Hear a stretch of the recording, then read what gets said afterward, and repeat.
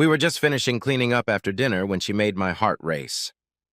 Honey, get us a couple drinks and meet me in the living room. We need to talk about something. This longer, more verbose version of "we need to talk" didn't bode well for me, but I obediently complied with the request. Mary and I had been together for almost 2 years, and were getting married next Saturday, exactly 1 week, 7 days, from today. We had already been living together and having sex, amazingly awesome sex, I should say, since about 2 months after we started dating. I had no doubts about our relationship and marrying her, and wondered what could be the matter. We sat together in a chair and took a sip each of our drinks. I could see that she was having a hard time starting a conversation, so I decided to help her out a little. "Mary, are you breaking up with me?" She turned to me with an expression of horror. "God, no, Henry. I love you, and I plan to be with you for the rest of my life. And I can't wait to marry you. It's nothing like that." "What then, baby? You know you don't have to worry about talking to me about anything." "I know, love, it's just... well, it's a conversation I've known I was going to have for years now, but it's still hard to start." I took her hand and kissed the back of it. "Whatever it is, we'll get through this together, okay?" Mary turned and smiled at me, then obviously decided there was nothing left to do but speak up. "Henry, baby, you know how close my family is, and how much they love you." So I did. My family certainly loved each other, but Mary's family, if such a ranking could be made, would be much higher. "Of course they do, baby. And you know how much I love them." "I know. I've told you from the beginning how important this is to me, and your relationship with them has surpassed even what I'd hoped for. But we're a week away from our wedding, and there's one last thing that needs to be done. It's a family tradition, you might say. My family has been doing this for generations to bring the family together when a wedding happens. We believe it makes the new member of the family feel closer." "Well, that doesn't sound too bad. What do I need to do?" "You know, of course, that we talked about me staying with my parents starting tonight, and you won't see me until I walk down the aisle with Dad on the wedding day? Well, the Friday night before the wedding you will spend with my mom. I liked Mary's mom a lot, and as the saying goes, if you want to know what a woman will look like in her old age, look at her mother. Well, let's just say I was pleased with the expected result." "Oh, that's interesting. So your mom and I are going out to dinner, spending time talking, getting to know each other better and all that?" "Well, I'm sure dinner and conversation will be part of it, but it's not exactly the tradition I was talking about. You and Mom will get to know each other very well." "Mary, please, can you just say what you mean?" She took a deep breath to calm her nerves and then looked me straight in the eye. "Henry, you're going to spend Friday night sleeping with my mother." Of all the things I could think of, that wasn't even on the list, and I think it was evident by the look on my face. You're not serious?" "I'm completely serious, my love. Like I said, my family believes that the closeness between a future husband or wife and the opposite parent creates an unbreakable bond and really brings that person into the family. Like I said, it's been that way for generations." "You mean your father screwed Grandma Agnes? Like a champ, if you believe Grandma. And yes, Grandpa Frank screwed Great-Grandma Alice. And so on through generations of people you've never even heard of, let alone met. You've already mentioned how well Dad and Grandma get along. Now you know why. And husbands. I mean, your father, as he don't mind?" "Look, kid, you don't have to decide right now," she said, avoiding my question. "The time I'm spending with my parents this week will give you time to think about it. Just remember that it's very important. You can say no if you want to, but that means we can't get married and we'll have to break up." I was really starting to worry. An hour ago, I had been blissfully looking forward to my wedding day, so I could promise the only woman I had ever known that I wanted to spend the rest of my life with her. And now, I was suddenly told that if I didn't agree to something that, on the face of it, was morally unacceptable, not only would my wedding be canceled, but I would lose this woman completely. Suddenly, my dinner was unhappy with my current whereabouts and began making plans to return from wherever he was now. Without saying a word, I jumped up from the couch and just managed to run to the bathroom. Luckily, the apartment isn't very big, before his presence made itself known. I stayed there until only air started coming out of me and my stomach muscles revolted. Mary was right behind me when I finally felt confident enough to turn away from the porcelain god and finish my prayer, sitting down on the floor right next to him just in case. "You okay, baby?" I looked at her as if she had suddenly grown green heads on each side of her neck. "No, Mary, I'm not okay. I've just been told that I have to do something I consider morally questionable at best, or I will lose the love of my life forever. Isn't there some leeway in your traditions, some provision for a man who loves you with all his heart and soul, but can't agree to with what you ask?" "No, honey, I'm sorry. Mom was actually engaged to someone before she met Dad, but he didn't want to do it. Said he didn't think it was right. She dumped him that same day and never spoke to him again." "But you can break the cycle, Mary. We can just fly to Vegas and run away." Suddenly, judging by the look in Mary's eyes, green alien heads just sprouted from my neck. "Henry, you surprise me. I would never disrespect my parents or indeed my entire family by doing something like that. And if you think I do, you don't know me at all." I knew this, of course, and if I hadn't been in such emotional excitement, I wouldn't have even suggested it. Mary would never go against what her family thought was so important. I apologized. "It's okay, honey. I know it was a shock. That's why I told you now, to give you a week to think about your actions." Suddenly, a thought flashed through my mind. "My God, Mary, if I somehow agreed to this and then we had a daughter, would you—" I stammered. "Have to sleep with our future son-in-law? Yes, Henry. That's part of the deal, too. But if we have a son, the responsibility would fall on you." Now that was something I hadn't even thought about. Although the unbroken string of daughters born into this family didn't inspire much confidence in the idea. "Mary, it's too much. I don't think I can do this."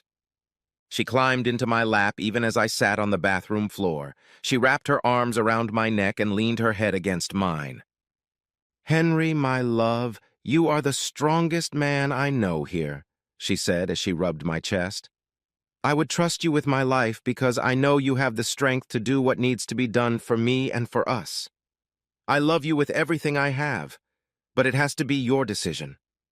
I'm going to pack for the week, and I have every confidence that you and I will be standing together at the altar on Saturday, married, and all that entails." "Mary, I didn't have time to say anything before she got up, and so I remained lying on the bathroom floor while Mary packed up her things. I was completely numb and lost all track of time, but at least I didn't throw up again. She knelt down in front of me and took my hands in hers. She looked at me with genuine tenderness. I knew she loved me, and that the thought of this coming between us hurt her, but I knew her well enough to know that she wouldn't submit to it. "When you make your decision, just call my parents' house. It'll be the last time I see you before we get married. You have to either invite my mom over for Friday night or ask for your rings back. I know you'll make the right choice.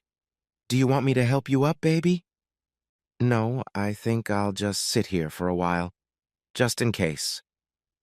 She kissed my forehead and then walked out of the apartment. I honestly wondered if I would ever see her again. That night I slept on the couch, for some reason not wanting to stay in bed without Mary. It seemed to me that if I didn't sleep there alone, I could pretend that Mary was there and that the whole nightmare hadn't happened for real. It didn't work, of course.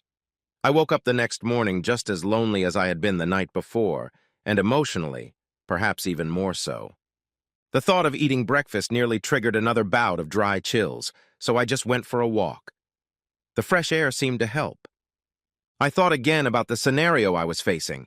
The only thing I could think about was how wrong it all was, but I had nowhere to turn for another point of view.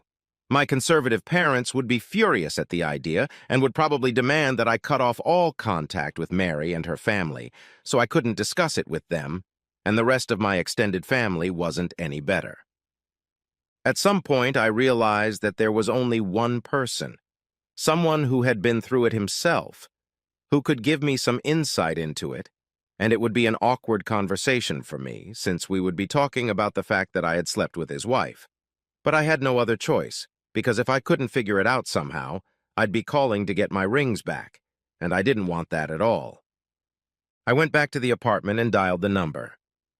Henry, my boy, I was wondering how long it would be before you called after that little bomb my daughter dropped on you yesterday. I guess you need to talk. Yes, sir. Could you be free tonight? Let's meet at Clancy's pub around 6:30. We'll have a beer, some food, and talk things over. Thank you, sir. See you then. The day seemed to fly by, but finally it was 6:30. I arrived 5 minutes early and found Mary's father already waiting in the back booth where we could have some privacy. I walked over and sat down. Thank you for taking the time to meet with me, sir. Henry, we've known each other for several years. I think you can drop the word sir. Joe, or even Dad if you like, but not sir. And I've been waiting for your call. I've already bided my time, though it's taken you longer than I expected. I was stunned by what Mary said with, Joe, I'm sorry, but calling you father now seems a bit premature to me. So you're thinking about breaking up with Mary? I'm considering just about every option, including entering the local monastery and dedicating my life to God. From what my daughter said, it would be a damn shame to cut you out as a man, if you know what I mean, so hopefully you'll rule out that option. I shook my head at the thought of Mary sharing information about our sex life with her parents, more specifically her father. He remarked, I'm sorry, Henry, but we're pretty open about these things. It's not that big of a problem if it's out in the open all the time. So what can I tell you, my boy? I guess my first question is, how do you feel about it? Henry, I'd be lying if I said that the thought of a virile young man screwing my wife is something that makes me happy. I can imagine spending that night heavily under the influence of something and then sleeping it off in the nearest hotel. But I knew what I was agreeing to when I agreed to this and had sex with Agnes 24 years ago, and I'll do my part for the family. Did you ever, when your wife was pregnant? Did I hope it would be a boy? Hell yeah, I hoped so. And not because I was thinking with my little head and imagining what beauty my son could bring to the house. All my attention was focused on making sure I didn't end up where we are now. How did you decide to go through with it? I was always taught that a relationship, even if you are not married, means that this person is the only one you have an intimate relationship with. I realize that in this case, everyone is aware of what's going on and has given their consent, but I'm still contradicting what I was taught. And only you can decide how you will apply them to your life, Henry. For better or worse, we're all raised the way our parents see fit. But when we reach adulthood, like you, we have to evaluate those life lessons and decide if we agree with them. I understand your point. Just because I was raised that way doesn't mean I have to believe it. Exactly. You're an adult, Henry, and you have to decide what's right for you personally. That's part of free will. But the thing is, in your mind, what you're being offered is wrong, and that's going to be hard to overcome. Let's pretend for a moment that you have no moral objection to being intimate with a woman other than Mary. What else about this situation bothers you? Well, the first thing that comes to mind is, Joe. I stopped and took a deep breath. My first thought is how I'm going to present myself to you. Wouldn't it be awkward that I had sex with your wife and you know about it? A wide smile appeared on Joe's face, and a perplexed expression appeared on mine. You know, Henry, that was the first thing I thought about too. How am I going to stand at the altar and look into the eyes of Frank, whose wife I just spent the night with, as he walked Millie down the aisle, let alone the rest of our lives? So I called him just like you called me. I told you I was waiting for your call. He did, even though it wasn't considered at the time. As the saying goes, the more things change, the more they stay the same. I think this scenario was repeated almost every time. What man, having been told that he was expected to have sex with his future mother-in-law with the full knowledge of his family, would not object to it? Calling the person whose wife you were going to have sex with was a natural reaction. So you had a meeting with Mary's grandfather, like we're having now? Of course. And he told me the same thing I'm going to tell you now, Henry, and you need to hear it. I set my glass on the table and gave myself completely to his words. He continued, I realize that this tradition, as they call it, is unorthodox. But the women in this family are exceptionally and fiercely devoted to their men, Henry. I guarantee that you will never have any reason to believe that Mary will cheat on you, or even put herself in a position where it might appear that she has already cheated. She would rather die than embarrass you or cause you to doubt her love and fidelity, with the obvious exception of your future son-in-law, of course. I believe that. It's one of the things that made me fall in love with Mary at first sight. Your marriage will be one that all men strive for. I realize this is my daughter we're talking about, son, but for the rest of your life, she'll be the perfect lady in public, but the proverbial whore in the bedroom. I felt myself blush at the fact that he was talking about his own daughter like that, and the smile that appeared on his lips told me he'd noticed. He continued, "She won't deny you anything in the bedroom. You think things have been good the last couple years? You haven't seen anything yet. But no man can even look at her charms, let alone get close to them. Knowing what I know now, even with what will happen Friday night, I can tell you with absolute certainty that it was worth it, and I promise Frank would tell you the same thing. I love Millie more and more every day, and I would do anything for her. I'd die right now if she wanted me to. That's how much she means to me. And on Friday night, if you make what I think is the right decision and step forward to marry Mary by getting Millie in your bed, don't hold back. Enjoy it and help Millie enjoy it." It was all so hard to take in. It seemed unthinkable to talk so casually to a man about taking his wife into my bed. "So you and Grandma Agnes—" I couldn't put into words what I wanted to say, but he seemed to understand what I was asking. It was just incredible, Henry. Times have changed a lot, of course. You and Mary have much more experience than Millie and I, who had a wedding in a week. Agnes was not only a pleasure to talk to, she taught me a lot about how to pleasure a woman, and Millie often thanked her mother for that. But everyone knows about that. Doesn't that make everything strange? Actually, it's just the opposite, Henry. Since everyone knows about it, then there's no secret. It's just something that happens, and everyone accepts it as the norm. So no one even talks about it? I wouldn't say that. It's just not that big of a deal. You're more likely to be asked how it went if you got close and stuff like that. Over the years, it might come up in casual conversation, just like any other event in our lives. But that doesn't mean people are going to come up to you and say, "Dude, I can't believe you slept with Millie. Was she hot?" What about you and Agnes? Was there any weirdness with you after that? I'm worried about my relationship with Millie, too. Not at all. In fact, it gave us an opportunity to share something very intimate and personal.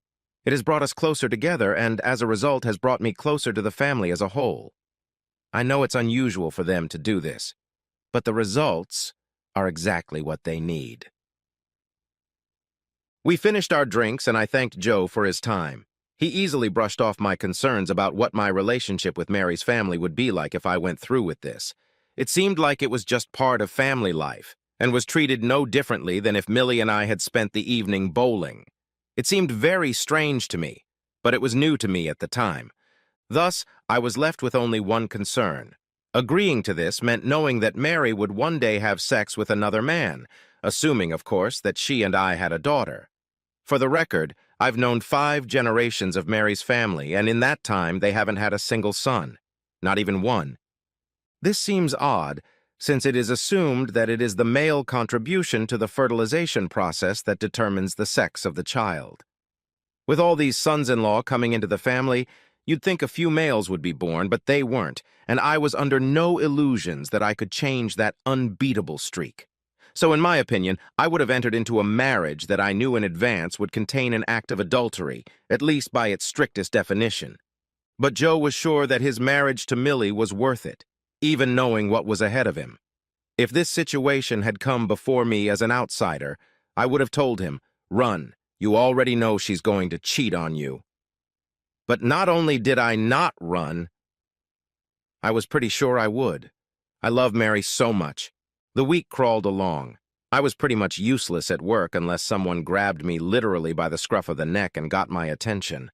Everyone knew I was getting married on Saturday, so it could be written off as nerves, and everyone was very supportive.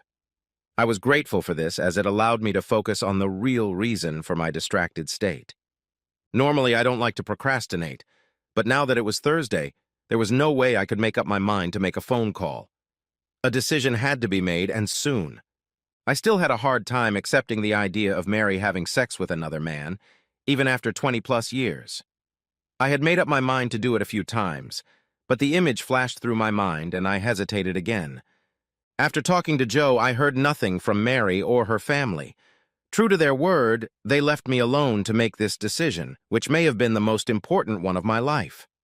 They put no pressure on me one way or the other, which is actually what I expected.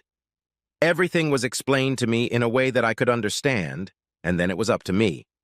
I wondered what Mary was going through. Had I somehow damaged our relationship by taking so long to make a decision? Could Mary think that I didn't love her as much as I did since I hadn't agreed to this more readily? I really hoped that wasn't the case, that she would understand my inner struggle, but that remained to be seen. On the way home, I stopped for takeout and decided to make a decision and call. I went over it all in my head, but in the end, it came down to one question. Was I better off with or without Mary, even with my forethought? After that, the decision came easily. I dialed Joe and Millie's home number. Mary answered, obviously seeing the caller ID because she knew it was me. "Hi, honey. We've been waiting for your call." She didn't have the confidence in her voice that she usually has, so she was obviously worried about the decision I had made. "Hi, Mary." I paused for a moment for empty effect. "Can I talk to your mom, please?" The smile on her face was obvious even over the phone. "Of course you can, babe." Millie knocked on the door at exactly 6:30 p.m. It was decided that she would come to our apartment and the evening would start from there. I felt it would be awkward enough if I didn't have to pick her up when Joe and Mary were there, let alone drive her back in the morning. "Hi, Mrs. I'm nervous." "Henry." "Ma'am? Let's stick to the names, okay?" "Yes, Ma, Millie." "Can I come inside?" "Sure." I backed away from the door, feeling pretty stupid. I hadn't been this nervous since, well, never before. Suddenly, I was even worried about my ability to perform when the time came.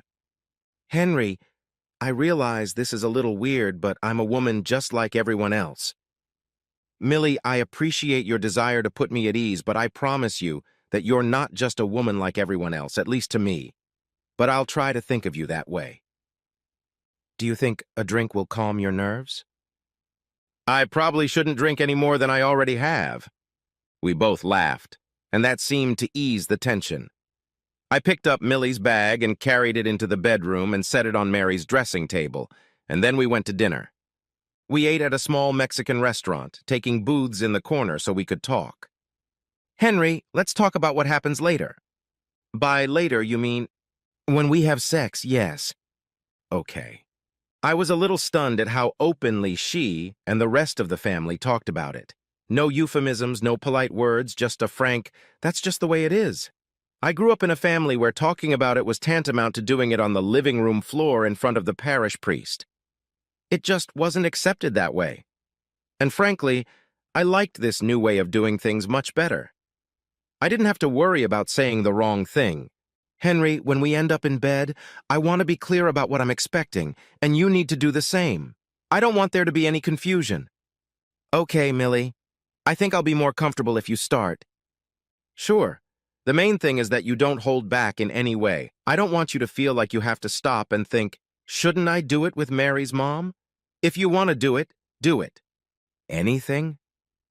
"Yes, Henry, anything. I am a woman who loves sex of all kinds. In short, I'm willing to do absolutely anything, so just do it." I was stunned by the speech she had just made for me, and the smile on her face said that this was exactly what she wanted. I don't know what to say." "Sex is supposed to be enjoyable, Henry, and I intend for us to enjoy it. Is there anything you want to do but are afraid I might object, or anything you don't like me doing to you?" "No, Ma. Millie, after what you just said, I'm not sure there's anything else." She smiled. "Millie, may I ask how you personally feel about all of this? Or maybe it's better to ask how you felt about it when you were a bride-to-be?" Girls in our family are raised from an early age with an understanding of what is to come. In fact, I was thrilled with the idea, and so was Mary. I don't know if she informed you of it. Not really. She made it clear that it was necessary and that she was okay with it, but she didn't say anything about being excited about it. Well, she's excited. She'd watch it if she could, and she even asked if we could record it. I told her it was something private between you and me and not for her eyes.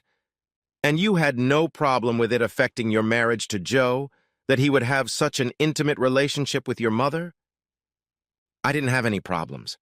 It brought us all closer together. It's just 1 or 2 nights in a long and happy marriage, and he was with the woman I love more than anyone else in the world.